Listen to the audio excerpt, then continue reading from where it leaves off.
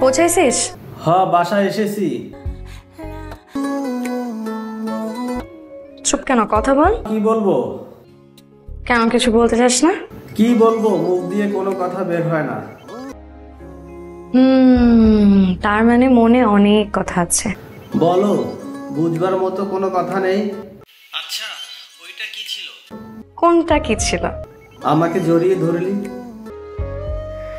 তুই তো আর আমাকে কখনো জড়ায় ধরবি না, তাই আমি তোকে জড়ায় ধরলাম।